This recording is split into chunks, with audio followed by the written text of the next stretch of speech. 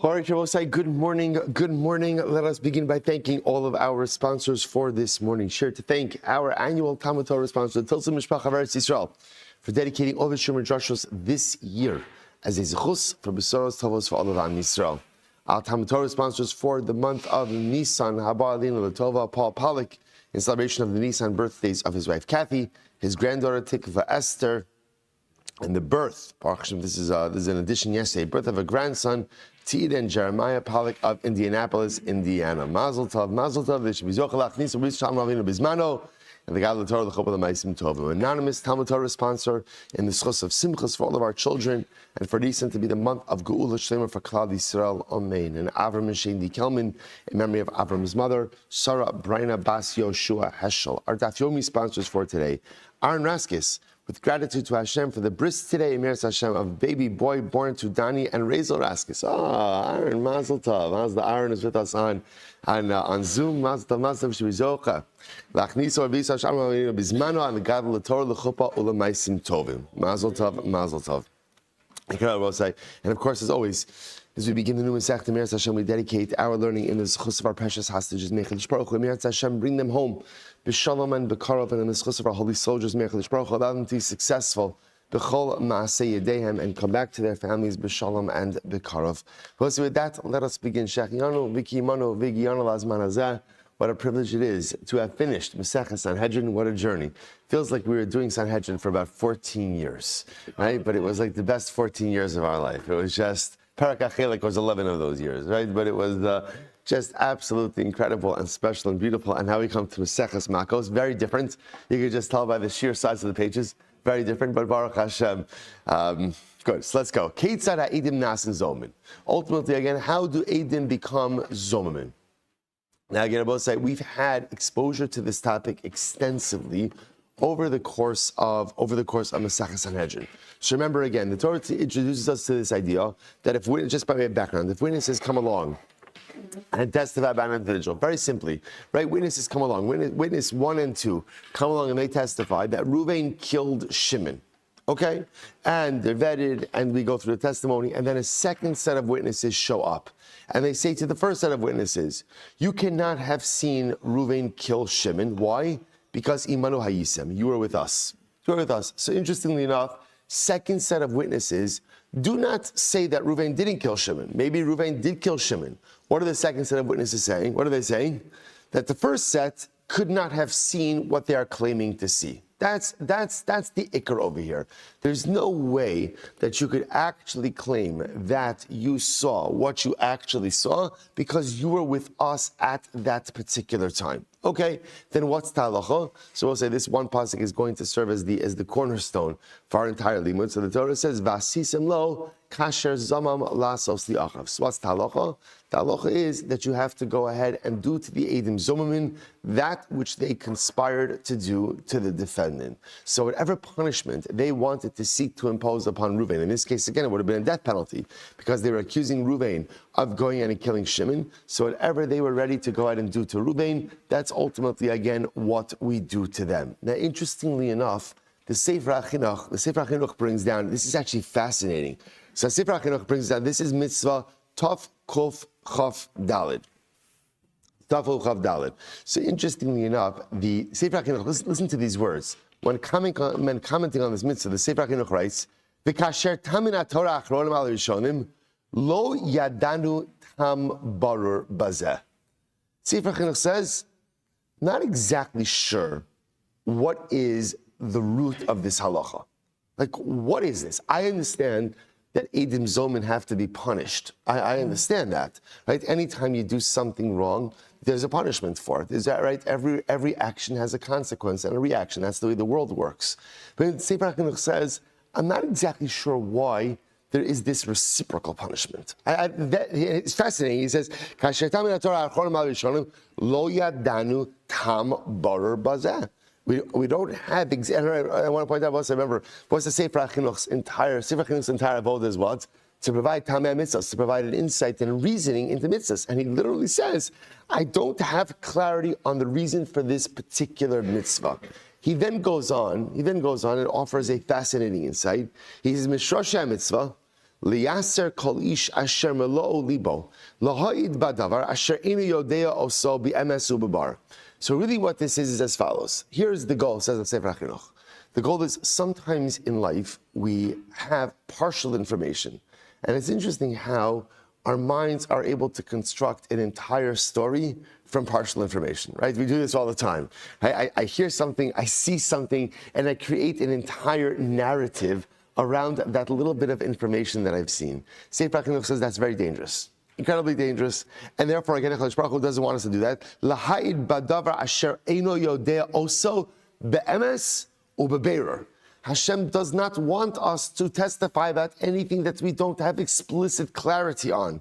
Ba'avur hayos adavar inyan sechel asher lebrios talui alav hein mammon hein guf. This is fascinating. So therefore, HaKadosh Baruch Hu essentially says, in order to go ahead and convince us not to testify about something on which we don't have explicit clarity, HaKadosh Baruch Hu says, by the way, whatever you're seeking to do to the defendant, just know if you're wrong, or if you're lying for that matter, ultimately, again, it's going to come right back on you. Fascinating. But what's, to be honest, to me, what's even more striking about the Sefer HaChinuch's explanation, ultimately, again, is his understanding about this concept that not everybody understands. It's hard to get clarity exactly what this means. But the Sefer HaChinuch's shoresh of this is that Ribbon Shalom only wants us to give testimony if we are explicitly clear. If there's any suffix involved in the testimony, the Sefer HaChinuch says, Hashem does not want me to give it. And the Musar Haskell of it is, the danger is the way we construct partial narratives, or I should say, the way we construct complete narratives based on partial information. We do this with each other all the time. I see something, I hear something, I create an entire story. How many times does it happen after I create the entire story that I find out that what? My story's wrong. Why? Because I was operating with incomplete information. Says the Sefer HaChinuch, that's what's unfolding over here, ultimately, again, by Edim Zomer. I think that there's another piece as well, that this idea of reciprocal punishment is that the Ribbono Shel Olam wants us to understand the achrayus that we have to the other. If you're going to go ahead and show up and give testimony, that means you are willing to change someone else's life. If you're willing to change someone else's life, you better have skin in the game as well. Because if you're going to stand on the sidelines and then proffer information, right, that could dramatically change the course of a person's existence, no, you can't do that unless you have skin in the game. If you want to go ahead and do something that's going to impact someone else, you need to ultimately, again, be involved in that scenario as well. And interestingly enough, in that way, this is also, I think, the beautiful bridge between the end of Sanhedrin and the beginning of Maseches Makos. Remember again, what did we learn at the end of the Sanhedrin? We saw again, the Gemara says, Tzadik bali olam, tova bali olam. Tzadik comes to the world, good comes to the world. And who did it quote? Who was the example of this? Noach. And again, Noach was one of the first people who we saw was concerned about the other. Noach lived with a sense of empathy about the other. Noach constructed the farming tools. Noach understood that sidkus means caring about the other. A system of testimony only works if there's a sense of responsibility one for the other. If you could give testimony and just like walk away, if you're telling the truth, great. And if you're lying, whatever, then ultimately, again, there's no shared sense of achrayus for the life and for the plight of the other. Edim Zomerman says, we are in this together. We're in everything together. You're going to give testimony about someone, you need to feel the achrayus of the impact that your words may have on the life of the other. Incredible, incredible Musar Haskell. Okay, Mishnah. So how do witnesses become Edim Zomen? How does it work? So Me'idin on Rabbi Shploni, Shu ben Gerusha ben Chalutza. So I said it's a fascinating case. So what happens? We go, witnesses show up, right? So we'll just call them 1 and 2. Witnesses show up and they say call him Ruvain. Now, Ruvain, as far as we know, is a Kohen, right? So he's been a Kohen, he's been duchening, he's been getting reshon, right? All this stuff. Then what happens? Witnesses show up and they say, well, Ruvain's not a Kohen. Instead, what? Instead, Ruvain's father married a grusha or a chalusa. Right? He married a divorcee. Now, a Kohen is not allowed to marry a divorcee. If a Kohen marries a divorcee, then what's the halacha? The offspring is what's called a chalal. Chalal, status of a chalal, again, chalal is still a kosher Yid, he's still a kosher Jew, but he is precluded from doing the avoda. So now, Reuven has been operating his whole life as a Kohen. Witnesses show up and they say, Reuven, you're not a Kohen because your father married a Grusha, and therefore you are Ben Grusha, Ben Chalutza. So we'll say, so now what happens? It turns out, second set of witnesses show up. They say to witnesses 1 and 2, hey, guys, how can you testify about this? Because you say you were at the chasana. You were at the chasana of Reuven's father. When Reuven's father married a Grusha, you weren't at the chasana. Right? First of all, you weren't invited. Right? That's number one. Right? Second of all, you were with us on that day at a different location. So what's talacha? Ein omrim yaseh ben grusha ben chalutza tachtav elalo karabayim. So again, there's a lot of intriguing pieces about this Mishnah. So the Mishnah begins to illustrate the concept of reciprocal punishment, but yet begins with the case of non-reciprocal punishment. So we'll say, by the way, Chavra, we can also share boxes of tissues, no? Does everybody need their own? All right. Who's paying for all this? I don't know. All right. So the Gemara says like this. I'm sorry? I'm occupied. It's empty. I'm using an empty box. So the Gemara says like this. The Mishnah says like this. So therefore, if witnesses show up, and they say, we testify about Reuven that as a Ben Grusha and Chalutza, second set of witnesses show up and say, essentially, again, maybe Reuven, again, I will say the whole chap of Eidim Zomin is, the second set of witnesses are not weighing in on the legal dispute, and they're not weighing in on the Din Torah. All they're saying is, first set of witnesses, you can't be testifying about what you're testifying to because you were with us at the time of the event. So therefore, you're lying. So they show up, second set of witnesses, and say you have no idea if Reuven is a Ben Grusha Ben Chalutza, because again, you weren't there. You weren't at the chasana. You don't know if their father married a Grusha or not. So I both say, so in this case, the Mishnah says, so it's okay, reciprocal punishment. What should we do? We should make the Eidim into Chalolim. Make the Eidim Chalolim. Now, obviously, this would only work if what? If the Eidim were Kohanim, right? But let's say again, in the case of Eidim Kohanim, make them Chalab, to which the Mishnah says, no, we don't do that. We'll see why we don't do that. We do not visit reciprocal punishment upon them in this case. Instead, what do? We give them Makos. We give them lashes. Okay. Good. So the Gemara says as follows. That's case number 1. Case number 1 in the Mishnah. Next. Interesting case. Witnesses 1 and 2 show up and they say, hey, we saw Reuven accidentally kill Shimon. All right, so what's the halacha? If Reuven accidentally kills Shimon, there's a concept of galus, right? Reuven has to go to the Ir Miklat. So we saw, right? They testified that on Thursday, the 12th of Nisan, we saw Reuven kill Shimon. Second set of witnesses show up and they say, I'm sorry, there's no way you could have seen that because on the 12th of Nisan, you were with us somewhere else. So now it turns out that the first set of witnesses are Eidim Zomimin. So what's the halacha? So the Gemara says, Ein omrim yigle zeh tachtav elalo ke'arbaim. Ultimately, again, we do not send the second set of witnesses to Galus. Rather, what happens? They get Makos. So we'll say, so a number of interesting facts come out of this Mishnah. Number 1, apparently we do not apply the din of reciprocity to every case of Eidim Zomin. That's number 1.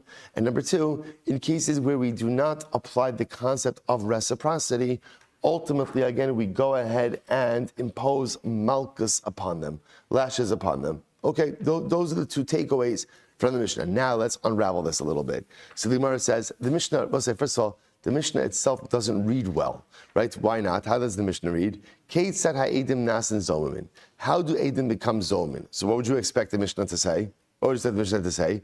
How the edim become zomimin. Yet remember, what does the Mishnah talk about? Cases where the edim aren't zomimin. So the Gemara says just the flow doesn't work. Instead, it should have said ha keitzad ein ha'edim nasin zomimin mibayilei. Ultimately, again, it should have said how do witnesses not become zomimin. That's what I should have seen in this scenario. To which the Gemara says, furthermore, va'od mediktani lekaman, that which we learned later on, aval amru lahem heich atem mi'idim. So remember again, I will say, we see this later on in the next Mishnah, and that's actually not the next Mishnah, it's the Mishnah on Hey Amud Aleph. There's a couple of Mishnahs in between, but one of the next Mishnahs we'll see explicitly, Amr Lahem. So the next Mishnah on Hey Amud Aleph actually goes through the process of how Eidim become Zomimin. How do Eidim become Zomimin? First set of witnesses testified to something, right? 1 and 2 testified, and then second set of witnesses show up and they say, this is what they say. Amr Lahem. They say to the first set of witnesses, Hey, atem meidin, how can you be testifying about what you're testifying to? Shahari ba'osayom atem hayisem imanu b'makom ploni, because on the day that you're testifying, you were with us in a specific place. So then what's the halacha? Hari elu zomimin. These are edim zomimin. So again, the Mishnah on Hamad Aleph explicitly discusses how edim zomimin work. So what's going on over here? So the Gemara says tonight. So that's the kasha. Kasha is, why does our Mishnah say Kate said I edim nasim zomin? How do witnesses become zomimin? When the Mishnah talks about cases of where we don't make them edim zomin, and again, in other words, we're going to punish them, but we're not visiting reciprocal punishment upon them. So what's going on over here? To which the Gemara says, Tana Hasam Kai. Well, here we go. The Gemara says our Mishnah is linking itself to Sanhedrin. The Sanhedrin. They'll say, no one wants to leave Sanhedrin.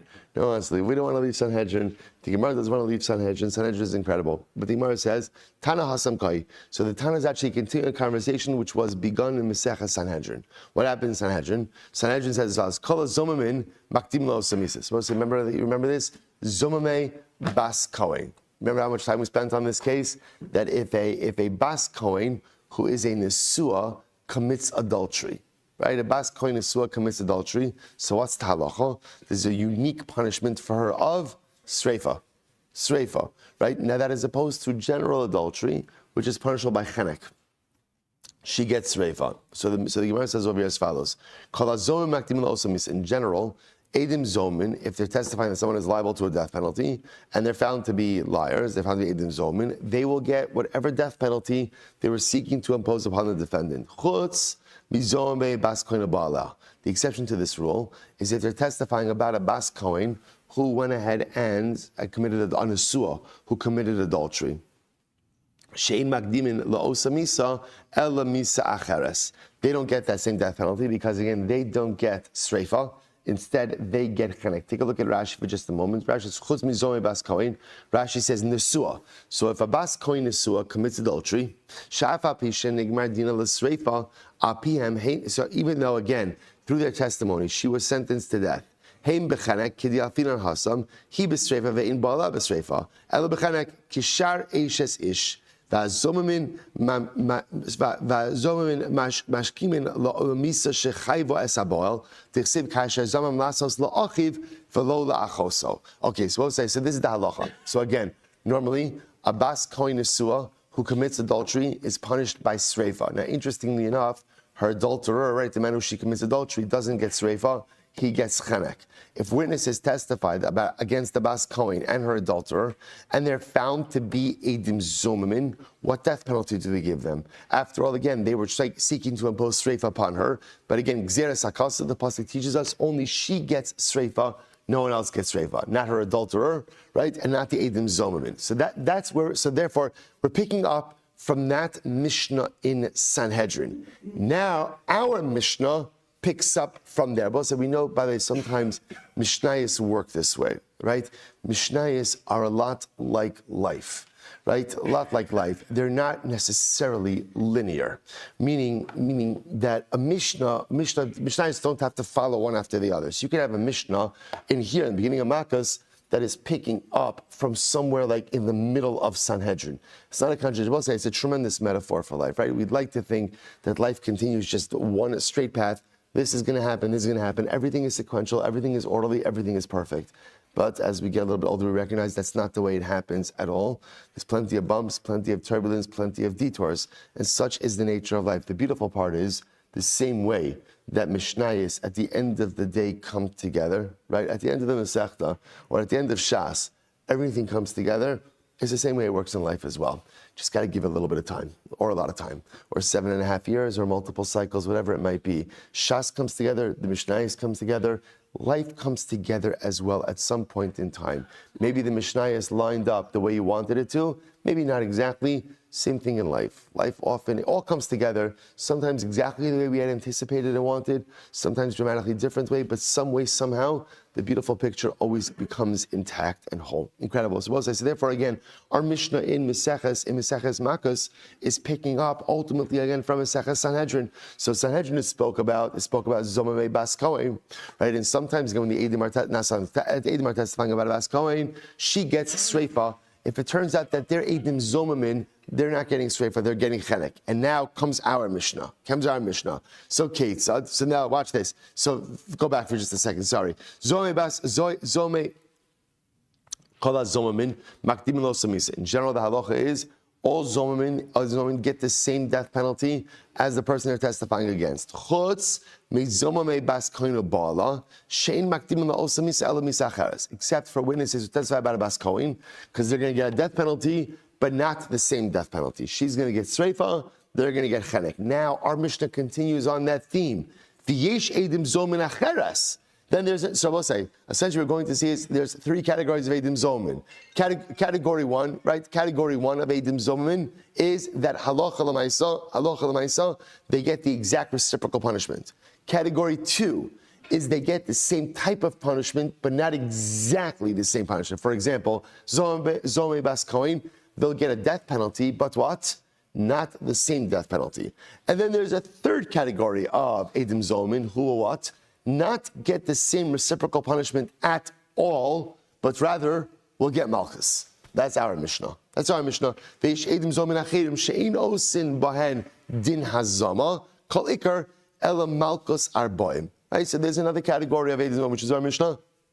Category 3 of edim zomin, where they will get a punishment, but it's not reciprocal. Instead, what are they getting? They're getting Malchus. So what's the example of this? What's an example of edim zomin who get a punishment, but it's not reciprocal punishment? Instead, it's just quote unquote Malchus. Ketzad me'idin anu v'ish ploni shu ben grusha ben chalusa. Our Mishnah. We testify about a person named ben grusha ben chalusa. So what's the halacha? So the Gemara says, ein omrim yaseh ben grusha ben chalusa tachtav ela lokes harbaim. So we don't say make the edim into a ben grusha ben chalusa. Rather, what do we say? Give them Malchus. So we'll say, so this is incredible. We'll say these are facts. Again, remember the ikar over here is, if you can, take notes in some way, record the ikar nekudos. So important, because again, we're not going to remember everything, but we can take something away from us. So 3 categories of Eidim Zomin. Category 1, Eidim receive exact reciprocal punishment. Category 2, they receive the same type of punishment, but not exactly the same punishment. There's really only one case like that, which is Zomame Bas Kohen. Right? They say about a Bas Kohen who committed adultery, she gets Sreifa, they get Chanik. And then category 3 of Eidim Zomin, where they get a punishment, but it's not reciprocal at all. Right? What's that case? That's our Mishnah. That's Ben Grusha Ben Chalutza, that's Galus, where if it turns out that they're Eidim Zomin, they're just going to get Malchus and not, and well, it's not just Malchus, they'll get Malchus and not a different kind of punishment. Incredible. So now says the Gemara, from where do we know this? Now say, how do we know that when witnesses testify, that let's say Ruvain, right? They testify Ruvain is a Chalal. He's a Ben Grusha, he's a son of a divorcee. So the Mishnah says, we do not make them into a Ben Grusha. Assuming that they're Kohanim, we don't make them into a Ben Grusha. The Gemara says, how do you know that? Why not? Why not? If the witnesses are Kohanim, make them Chalalim. Make them Chalal and Puf, you're a Chalal. Right? Why not go ahead and do that? So the Gemara says, how do we know that we don't do that? I'm Rabbi Shmuel Levi, very interesting. I'm Rabbi Shmuel Levi, Damakra, Vasisem lo kasha zamam velo lizaro. Wow. So as I said, the halacha is, the Pasuk says, we will do to the witness as he conspired to do, but ultimately, again, not to his offspring. Isn't that incredible? Not to his offspring. So remember again, the halacha is that the punishment of Eidim Zomin is something that is imposed upon the Eidim themselves. What's the problem? If you make the Eidim into a chalal, right? You make the Eidim into a chalal, then what happens? That has an impact on their kids as well. And that's not Eidim Zomin. That's not Eidim Zomin. So the Gemara says, okay, v'lif saluhu l'didei v'lo lif sulu l'zarei. No problem. Make the Eidim Zomin themselves into chalalim and say their kids are fine. Leave their kids alone. The Gemara says that doesn't work either. Why? But kasha zamam lasos v'leka. I'll tell you why that doesn't work. Because remember again, that's not a fulfillment of kasha zamam. Why? Because what did the Eidim want to do to Ruvain? What do they want to do to Ruvain? They want to disqualify Ruvain and future generations. So by just making the witnesses themselves chalalim, That's not the fulfillment of kasher zamam. That doesn't work. So because you don't really have a good option, because you can't really visit reciprocal punishment upon the Eidim Zomim, therefore we content ourselves with Makos. Okay, that's Rabbi Shmuel Levi. Parpada says, Kavachomer. This is very interesting. Parpada says, no, we're not going to make the witnesses a challah from different reasons. The kavachomer, what's the kavachomer? Here we go. Umaha mechalal inu mischalal. That was very interesting. If a Kohen himself marries a grusha, what happens to the Kohen? Nothing. He's still a Kohen. Now, it happens to be that while he's married to the grusha, he can't do avoda, but he still has the status of a Kohen. So now the Parpada says like this: if a Kohen himself marries a grusha, he himself doesn't become disqualified. So ultimately, again, even the Kohen who's mechalal himself does not become chulin, does not become, so to speak, defiled, right, or chulin. So both say, so therefore, an aid who comes to try to disqualify and doesn't end up disqualifying, certainly he himself can't be disqualified. You hear what I'm saying? In other words, the Eidim Zomim themselves can't be treated any more stringently than the defendant, right? So in other words, if Reuven himself, right, who they're testifying about, if Reuven had married a grusha, he would not be disqualified. He'd still be a Kohen. So therefore, again, you can't make the Eidim, or you can't punish the Eidim with greater severity than the defendant himself. Interesting. Okay. So by the way, I'll just point out that phrase. It is such a Shas is the greatest Sefer Musar. Look at that phrase. I'll say if you're using your own Gemara, you can underline this. Umaha mechalel eno mischalel.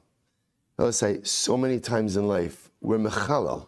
I'm mechal so many things. I violate and I profane, right? I engage in extensive profanation, right? All of the, yes, made up word, but I like it, and I've used it extensively already, right? So again, how many times in life do I make things chulin? How many times in life do I do things wrong? So we think that often when we do bad things, we become bad people.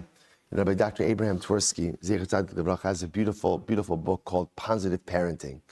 And in this book he writes, the most important thing in chinuch is a parent should never tell their child that they're bad. Child is never bad. A good child could do a lot of bad things, right? A good child could do some really terrible things. But you never tell a child that you're bad, because telling a child that they're bad is a statement about the essence of the child.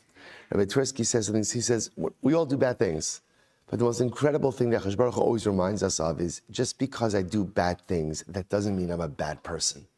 I'm a really good person who has a difficult time staying on the right path. I'm a good person who sometimes is a little bit good challenged. And I'm a good person who sometimes makes a lot of really bad mistakes. But deep down, that good kite is still absolutely there and still intact. And that's that phrase, Umaha mechalel eno mischalel. Even when I do things that are chulin, even when I do things that are profane, even when I do things that look like they drain the kedusha from myself, just know I'm not profaned. My personalistic kedusha always remains intact, no matter how many dramatic mistakes I make in life. Incredible. Maskef Ravina. So Ravina says, 1 second. If that's the case, Barpada, if you're right, Imkain Bitalta Torah's Eidim Zomim, then you've gone ahead and totally negated the entire concept of Eidim Zomim. In other words, if that Kavachomer is true, right? If that Kavachomer is true, then Allah Chalamais, you've totally negated the concept of Eidim Zomim. Why? We'll say Amadeus. Umaha Sokel Eno Niskal. So we'll say, listen to this. This is fast forwarding a little bit in the way that Eidim Zomim work. We're going to see that the only time Eidim are made into Eidim Zomim is if they do not succeed in the actualization of their testimony. But let's say witnesses show up and they say that Reuven went ahead and killed Shimon, and their testimony is accepted. And halacha l'maisa again, Beis Din executes Reuven. And then a second set of witnesses show up and they say, first set, you could not have seen what you saw. Why? Because you were with us at that time. They're not Eidim Zomim. It's only Vasisim lo kasher zamam for lo kasher asa. We'll talk about this later. Suma sokel eno niskal. If witnesses are successful in having the defendant killed, they themselves are not killed. That's talacha. Say you only made Eidim Zomim if they did not, if the Beis Din didn't carry out the verdict yet. So therefore, we should say habal liskal v'lo sakal eno didshlo yiskal. So we'll say if halacha l'maisa, right? If halacha l'maisa, we would say that if witnesses show up and they actually succeed in having someone killed, right? Then they turn out to be Eidim Zomin, that the Eidim themselves are not killed, then all the more so what? All the more so that if witnesses try to get someone killed and they don't succeed, and then a second set of witnesses show up to try to get them disqualified, certainly the first set should not be killed. Now we'll say, that means that there's no Eidim Zomin. Ela mechavarta kiddushin meikara. Rather, I will say, it turns out that the Kal V'chomer of Bar Pada is not a good Kal V'chomer. Instead, we will go with the position of Rabbi Shmuel Silber. So Rabbi say, halach number 1 in the Mishnah, which is that if Eidim come along and say, testify, Reuven is a ben grusha, Reuven is a chalal, right? And now halach l'maisa again, it turns out second set of witnesses show up and say to the first set, you cannot know this information because you were with us on the day that Reuven's father got married or that Reuven got whatever it was. The halacha is we do not make the witnesses into chalalim. Instead, we give them Makos. Why? Based on Rabbi Shmuel Silber, because vasisim lo kasher zamam lo velo lizaro. Because the halacha is reciprocal punishment is only visited upon the witnesses themselves, not on their offspring. Making the witnesses into chalalim would impact their offspring, and that we don't do. So because we can't visit reciprocal punishment upon the Eidim, what do? We go ahead and we give them Malchus. Incredible. Both say base and base 2 dots. Next, next case, right? Witnesses testify that Reuven killed Shimon accidentally, and therefore Reuven is chayiv galus. Reuven is chayiv galus. Then it turns out that second set of witnesses show up, and they say, first set of witnesses, you could not have seen that because on the day that you testify that Reuven killed Shimon, you were with us. So what's the halacha? First set of witnesses are Eidim Zomin, but they don't get galus. Instead, they get Malchus. The Gemara says, from where do you know that from? How do you know? Maybe they should get galus. So the Gemara says, Amar Ishlag is very interesting. The Amakra, Hu Yanos El Achas Haarim, Hu Velo Zomin. Beautiful, Bosa, because the pasuk says, when it talks about galus, it says, he will flee to one of the cities of refuge. He meaning the killer, and not Eidim Zomin. That galus is a unique punishment that is reserved for the actual killer himself, not for the Eidim. Hu velo zomin. Okay, that's Reish Lakish. Rabbi Yochanan says, Kal v'chomer. It's Kal v'chomer. Uma hu sha'asa ma'aseh b'mezid eino gola. So I'll say, so Rabbi Yochanan says, what's Kal v'chomer? If Reuven had killed Shimon intentionally, there's no galus in that scenario. So if Reuven were to kill Shimon intentionally, he would not get galus. So ultimately, again, so certainly the witnesses, now we'll say, this is interesting. Now what does that mean they didn't do a maisa b'mezid? The witnesses didn't do any maisa at all, right? Rather, what are they doing? They're offering up dibur. Dibur is not a maisa, dibur is speech. So we want to make an interesting suggestion. If Reuven actually killed Shimon intentionally, a maisa b'mezid, there's no galus for that. So the witnesses, Eidim Zomin, who didn't even do a maisa, they didn't even do an action, they just offered up words, certainly they should not be sent to galus. If you look at Rashi says over here, it's the last white line in Rashi, V'hu sha'asa maisa b'mezid eino gola, ha'horig sha'asa maisa. Right, if Reuven killed Shimon in b'mezid asa, if he did it intentionally, eino gola, va'afilu b'zman she'no nera kigon b'mezid below hasra. They both say, Rashi puts that over here, if Reuven killed Shimon intentionally, even in a way that we can't execute Reuven. For example, let's say there was no hasra, there was no warning. So because there was no warning, therefore again, we can't execute Reuven. So you might have thought that again, in that case, he would go to Galus. He doesn't go to Galus. Therefore Rashi says, Heim shelo asu ma'aseh b'mezid, ela dibar ba'alma, or b'mezid eidu, enu din shelo yiglu al mezid. So Rabbi Yochanan makes them a kal v'chomer. Why don't Eidim go to Galus? Because if someone killed intentionally, did a ma'aseh b'mezid, he doesn't go to Galus. Eidim who didn't even do a maisa, they just offered up speech, certainly should not go to galus. The Gemara says, 1 second. V'hino senes, husha asa maisa b'mezid lo ligli. So the Gemara says, 1 second, Rabbi Yochanan, hold up. Let's analyze the reasoning for this. Why is it that if Reuven kills Shimon intentionally, why is it that Reuven doesn't go to galus? Right? And I will say, now again, I want to point out, obviously in a case where there's Eidim and Asra, Reuven is going to be executed. But let's say in a case where Reuven killed Shimon without Eidim and Asra, no Eidim and Asra, so we know that Reuven did it, but we can't execute him. Why doesn't Reuven go to galus under those circumstances? Why not? So listen to this. Interestingly enough, galus is a kapara. Galus is an atonement. Atonement has to be deserved. And therefore, halacha l'maisa, Halacha l'maisa, the Gemara says over here, Ruvain, if he intentionally kills Shimon, is not deserving of that kapara. That's why he does not go to Galus. Hein shalo asu maisa b'mezid, nami liglu ki hechid l'havelu kapara. Maybe Edim Zoman, who didn't do a maisa, perhaps again they should be sent to Galus as a kapar. In other words, so again I will say, Rabbi Yochanan is trying to make a kavachomer, right? What's this kavachomer? This kavachomer is like this: if Reuven intentionally killed Shimon, he did a maisa b'mezid, he doesn't get Galus. Then certainly witnesses who didn't do a maisa b'mezid, they didn't do a maisa, they just gave dibur, they just gave speech, should not go to Galus. So Shmuel says, 1 second, hold up. The reason why Reuven, when he kills Shimon intentionally, doesn't go to Galus is because Galus is an atonement. When you do such a dramatic act of bloodshed, you don't deserve that level of atonement. But witnesses, Edim Zomin, maybe because they didn't do a maisa, right? All they did was what? All they did was dibur. Maybe they should be able to be atoned for through Galus. To which the Gemara says, Ella, mechavarta ki Reish Lakish. Rather, you're right. You know what? It appears the real reason for this is like Reish Lakish. I will say, what did Reish Lakish say? Hu yanos alachas ha'arim hu v'lo zomin. There's only, in other words, the concept of Galus is reserved for who? Who's the who? Who's the who? Right? Who being hey vav. Who's the who? The who is the person who kills b'shogeg, Ruvain. That's it. No one else goes to Galus. Incredible. So we'll say, so again, now this is our second case. And now what we've successfully done in a relatively short amount of time is we've explained the Mishnah. So number one, we'll say, where are we holding? Number one, we explained that our Mishnah, although it seems like it's picking up in the middle of nowhere, is actually not picking up in the middle of from Sanhedrin. And based on our Mishnah and Sanhedrin and our Mishnah here, it turns out that we have 3 categories of Edim Zomamin. Right? Category 1, where we visit exact reciprocal punishment. Category 2, same type of punishment like a death penalty, but not the same death penalty. That's Zomame Bas Kohen. And then category 3, which is our Mishnah, where we can't visit any kind of reciprocal punishment. What do we do in that circumstance? Makos. Okay, what are the 2 cases of Makos? Case number one, Ben Grusha Ben Chalutza. Why can't you go ahead and make the Edim Zomin into a Ben Grusha Ben Chalutza?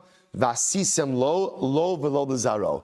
You can only revisit reciprocal punishment upon the Edim if it impacts them, but if it impacts their offspring, not. Right? Can't do it. And therefore, again, making the Edim into a Chalal will impact their offspring. Case number 2, right, where the Edim testified that Reuven killed Shimon and therefore he should go to Galus. We don't send the Edim to Galus. Why? Reish Lakish, Hu Yanos, Gzer Sakasa Pasek. Only one person goes to Galus, and that is the accidental killer. No one else goes to Galus. No one else goes to Galus. Good. So we'll say we've now just explained the entire Mishnah. Beautiful. Now we'll say we get into a little bit into the Kishkas of Edim Zomin. Arola, Remez the Edim Zomin min Torah minayin. So this is like this. From where do we see a remez, a scriptural allusion to Edim Zomin? The Gemara says, remez Edim Zomin, haksiv, vasisim lo kasher zaman. What are you talking about? I don't need a remez. There's a pasuk, right? There's an explicit pasuk, and the pasuk says, "Vasisim lo kasher zamam." You shall do to the witness that which he conspired to do to his fellow. Reciprocal punishment. So that's the pasuk. Ella remez the Edim Zomin shalokim min Torah minayin. You're right. The Gemara says, got it. From where do we know? In other words, we'll say what the Gemara is asking over here is, where do you know category 3 of Edim Zomin? Where does that come from? Where does that come from? That if you can't visit, I could have just easily said, if you can't visit reciprocal punishment upon the Edim, then what? What should be the halacha? Right? Potter. I don't know. Right? If you can't do it, you can't do it. Where do we know this concept that if you can't visit reciprocal punishment upon the Edim Zomamin, that halacha l'maisa, we go ahead and we give them malchus. Where is that from? This is very interesting. So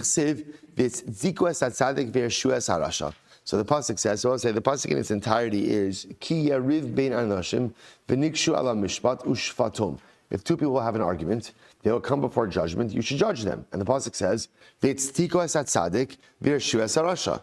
Literally, again, you will exonerate, right, or righteous-size the tzaddik, right, and you'll go ahead and you'll find the rasha culpable. Okay, then it says afterwards, v'haya im bin hakos harasha, and it will be if the rasha is subject to malchus, so you'll go and you give him malchus. So we'll say the pasuk is written strangely, right? The Gemara says, I don't understand what does this mean. The Gemara says, I'm sorry. What does this mean?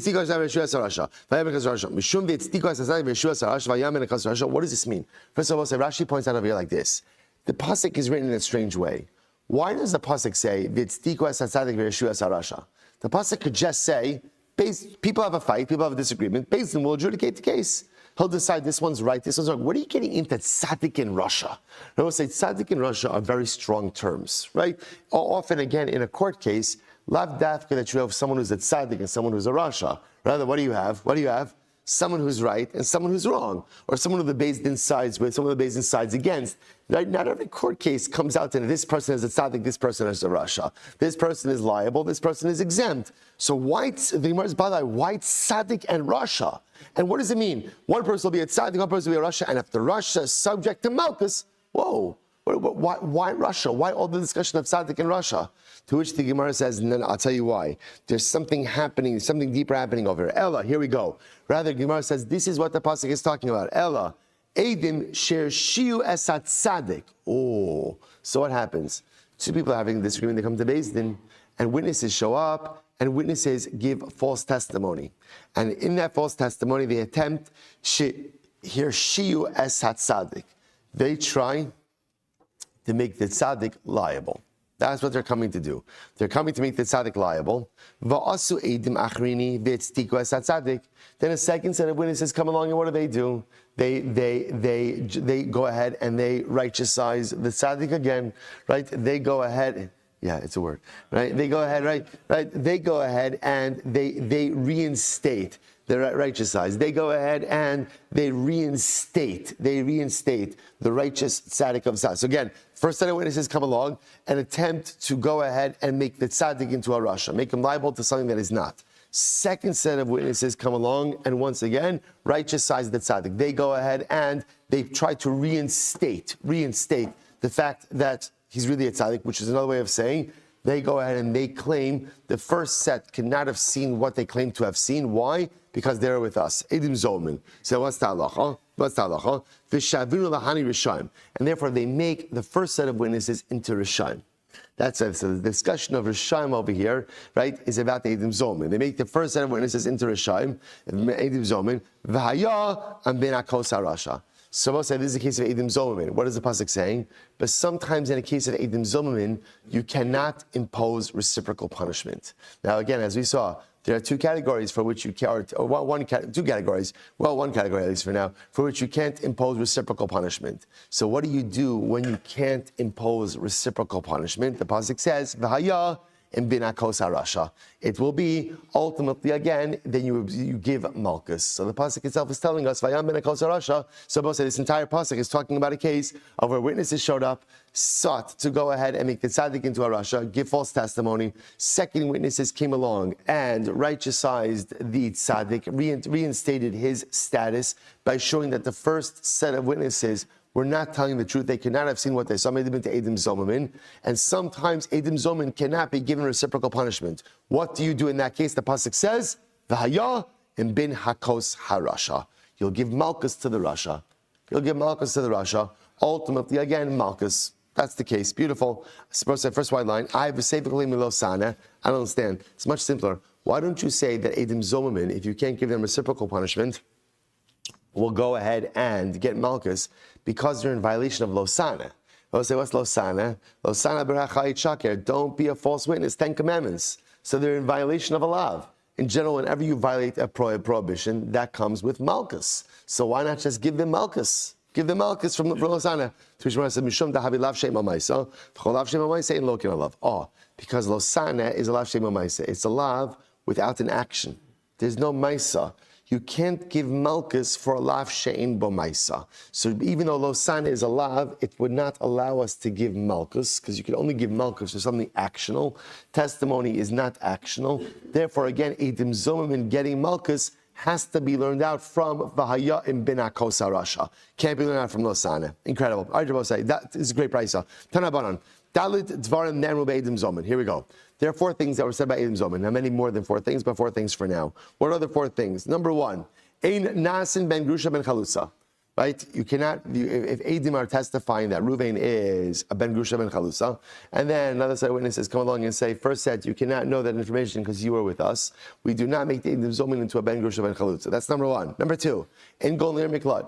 witnesses showed up, testified that Reuven killed Shimon, right, accidentally, and therefore he's chayiv galus. Then second set of witnesses come along and say, first say you couldn't have seen that because you were with us on that day that the event occurred. We don't send the Eidim Zomimim to galus. Again, those first two cases they get Makos. That's our Mishnah. Next. Vein Mashalmin Esa Kofer. We do not make Eidim Zomimim pay Kofer. We'll say, now what's that case? That case is if witnesses show up and they say, we saw Reuven's shar kill Shimon. We saw Reuven's shar kill Shimon. The halacha is that if your shar kills someone, there is a kofer payment that is made. So if it turns out that the witnesses were lying, they're Eidim Zomimim, we do not impose kofer upon them. We don't give them kofer. Okay, so the Gemara says, and also they are not sold as an evidivri. Now, what does this mean? If witnesses showed up and they said that we saw Reuven steal from Shimon, and let's say again, Reuven does not have enough money to pay back the stolen object. What's talacha if Reuven doesn't have enough money to pay back the stolen object? What's talacha? He's sold into servitude. So let's say it turns out that the witnesses are lying. We don't sell them as an evidivri. Okay, so these are four things that were set up. We're going to go through each of them. Rabbi Kiva says, Af in mishalmin al pi atzman. Rabbi Kiva says not only that, but they also don't go ahead and pay based on their own admission. So Rashi points out over here, Ein mishalmin al pi atzman. Rashi says, Im huzmu bebezdin. It's about 5 lines up from before it gets wide. Im huzmu bebezdin velo hispik baldin lamida badin ala zamasan ad shebarchu ubal bebezdin acher v'hodu shuzma bebezdin ploni l'kama first time. So we'll see this, that if halacha l'maisa you have a case where Eidim were made into Eidim Zomimim.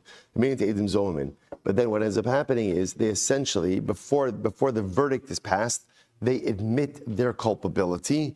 They don't pay based on their own admission. We'll see that case. Fine. So let's analyze. Here we go. Einas in ben grusha ben chalutza. You don't make Eidim into ben grusha ben chalutza. Kidamron. All right, done. Check. We already learned that. Next. En golar and miklat. Kidamron. Check. We did that also. They're not sent to galus. We did that huyanos and not Eidim Zomimim. Good. This is interesting. So why don't they pay kofer? So what's this case? Witnesses show up and they say, we saw Reuven's ox kill Shimon on Thursday. And then second set of witnesses say, hey, Chevra, you cannot have seen that because you were with us on Thursday. What's the halacha? They don't pay kofer. Why not? It's interesting. The Gemara says, Kasavri kofra kapara v'hani la b'nei kaparninu. We'll say for the very simple reason that ultimately, again, the kofer payment is a kapara, is an atonement payment for the person whose ox killed the victim.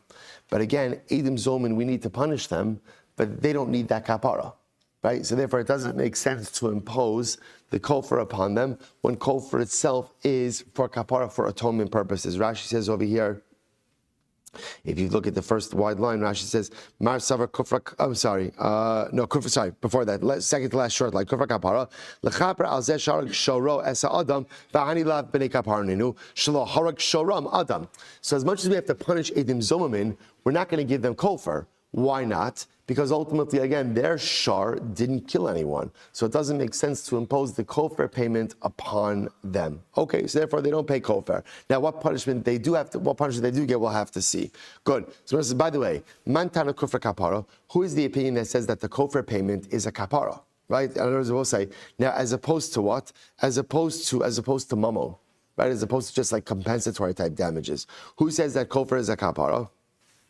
The Gemara says, I'm sorry. So who is Rabbi Shmuel, the son of Rabbi Yochanan ben Berokai? The Sanya. It's very interesting. V'nasan pidyon nafsho. So we'll say if a person's ox, so let's say Reuven, right? Reuven's ox goes ahead and Reuven's ox kills someone. So what's talacha? V'nasan pidyon nafsho. He will give a redemption for his life. So the Gemara says, Demei nizak.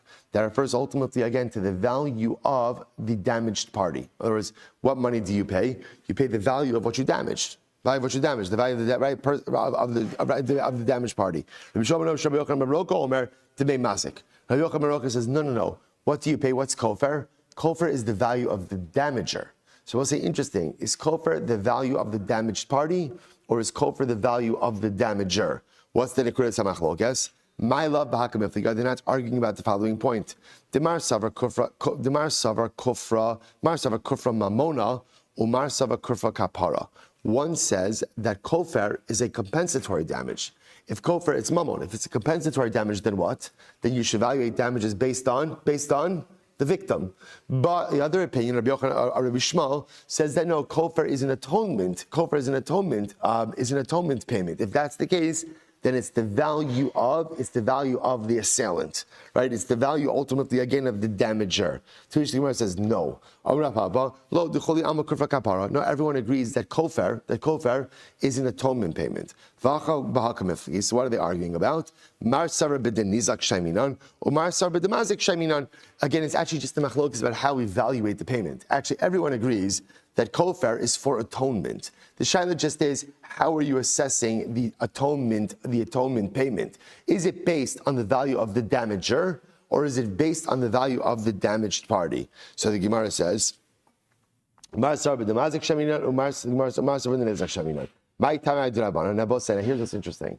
I understand Rabbi Shmuel's perspective, right? Rabbi Shmuel says, we value kofer payment based on the value of the assailant, of the perpetrator, which makes sense. Because if it's his kofer, right, if it's his atonement, then it makes sense for him to pay his value. What's the logic of the Rabbanan who say they pay the value of the damaged party? If it's not compensatory, but rather, again, it's kofer, why would you pay the value of the damaged party? So the Gemara says very simple. Ne'amar hashasa lemata, v'ne'amar hashasa lemala.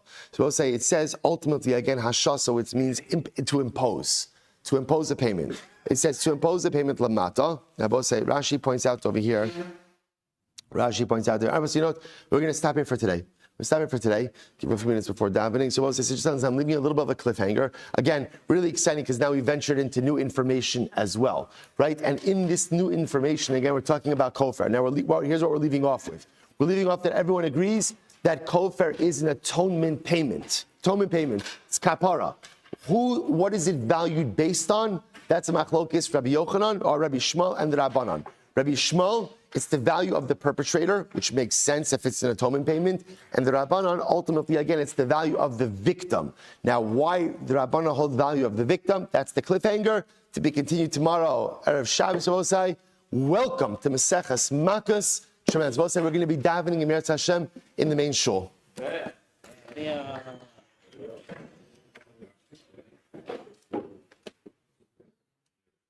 All right, have a great day, everyone. Mazel tov, Maseches Makos. Very quickly, can we continue with you? Yes, absolutely.